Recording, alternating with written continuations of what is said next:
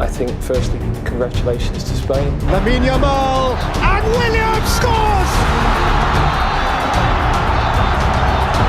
Of course, to take England to 2 finals is...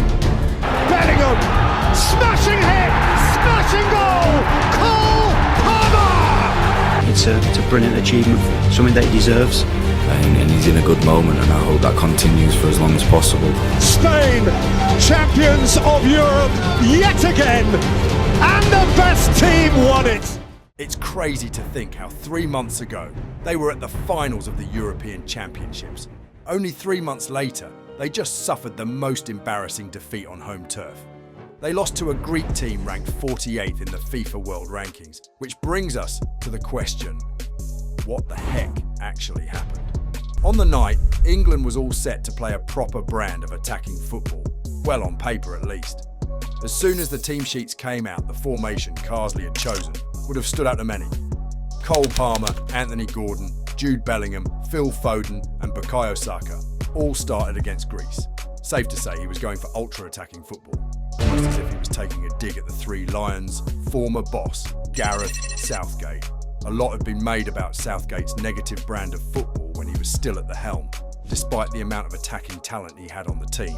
What we witnessed against Greece, though, kind of gives an explanation to why Southgate used the formation he did, and vindicates him if anything. Going into the game proper, and after Jude Bellingham's rising effort at goal that almost caught the goalie out, you would have thought England would have kicked on from here and taken real control of the game. But from this moment on, it was Greek dominance. They nearly scored in the 4th minute. But Pavlidis couldn't direct his effort on target. A name England would have to come to terms with all through the game. 10 minutes in, and England should have been behind. Pickford made a mess of the clearance.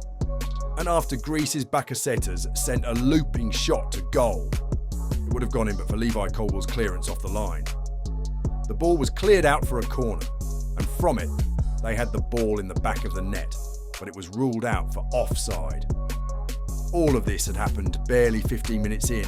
If luck had gone their way, Greece could have been 3-0 up at Wembley. All through the first half, that was the theme of the match. England had the ball, but they couldn't make anything proper out of it. And any time Greece went forward, they looked the real threat. At half-time, nothing changed. And 4 minutes into the second half, Greece finally took a deserved lead. They'd been threatening all night, and now Pavlidis had put them in front. 59 minutes in, and they have it in the back of the net again, but it's ruled out for offside, the second time on the night. In the 83rd minute, they had it in the back of the net again, and it was the same thing. The offside flag was up, and Greece had a third goal ruled out in the same game. In the 87th minute, England seemed like they'd pulled off a rescue act. Bellingham equalised in what was an attempt to spare the team's blushes. But on a night when they didn't really deserve it, England couldn't hold on, and Greece finally got the winner, Pavlidis, 94th minute. Game over. The scoreline read 2-1 to Greece, but with the offside goals and missed chances, it could well have been 6. That's how bad England was on the night. If you haven't hit that subscribe button to Pitch Hub yet, you're missing out. Plus, doing it helps the channel gain traction and reach an audience like you as well. Thanks. For all it's worth, this wouldn't have happened under Gareth Southgate. Call them pragmatic or unentertaining, the same brand of football, but England always seemed to get the job done. Post-match, Lee Carsley publicly stated that he was to blame for the team's disappointing performance that night, but that was just him trying to take responsibility for a group that was largely disappointing. We tried something different, we've experimented with it, and we're disappointed it didn't come off. It was unrealistic to expect too much. In the future, we've got to have the courage to try things. My remit is to do the 3 camps, and nothing changes in that respect. Looking back at it, it's a complicated thing. See, fans have been crying out for England to play a more attractive or attacking brand of football, especially with what they saw at the Euros. They only managed 2 goals in the group stage. Carsley decides to answer that, give in to the demand for attacking football, if you like, even though they started the game without a recognised striker. 5 attacking players from the get-go should have been producing loads of goals and chances created, but England lacked a balance and Greece took them out.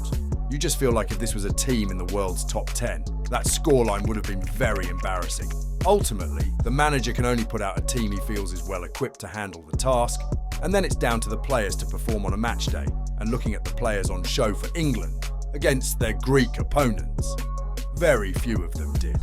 Jordan Pickford in goal had a night to forget. His error almost proved costly, and ultimately couldn't do much in preventing either goal from the Greeks. The backline looked suspect all game, but that's largely not because they couldn't string together as a unit, but it's because of what happened in front of them. Declan Rice could have done with a lot more help at the base in midfield, because for all his qualities, Cole Palmer doesn't strike as the kind of guy who can create the play from deep. He did send in a couple of half-decent balls over the top, but without the ball, the midfield looked very, very open.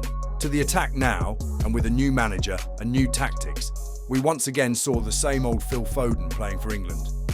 He looked lost as he did at the Euros, and as he has been for a large part of his national team career. It's like every time he puts on an England shirt, his form disappears.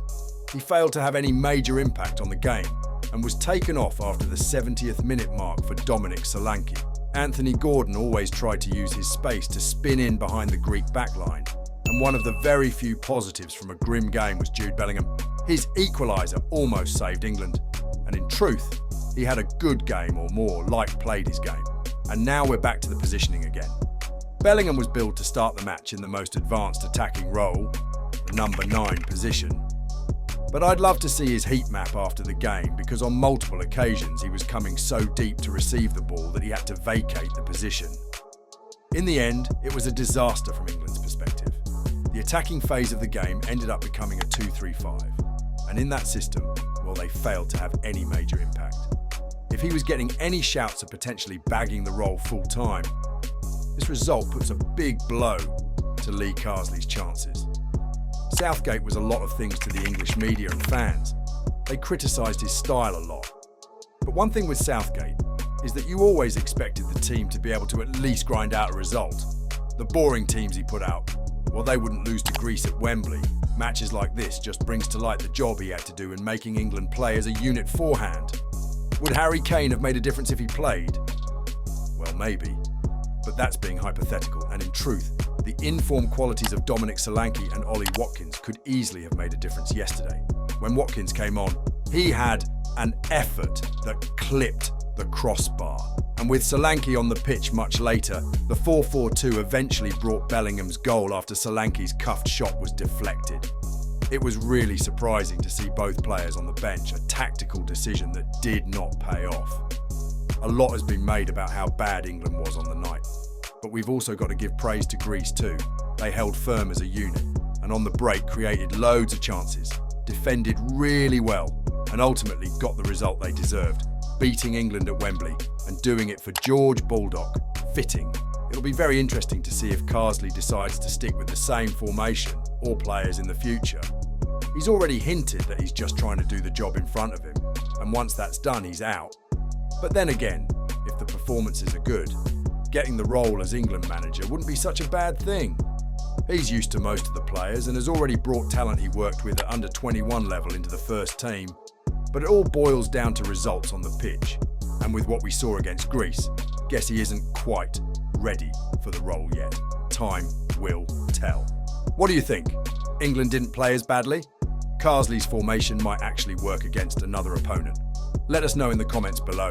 And while you're at it, don't forget to like and subscribe to the channel for more content like this.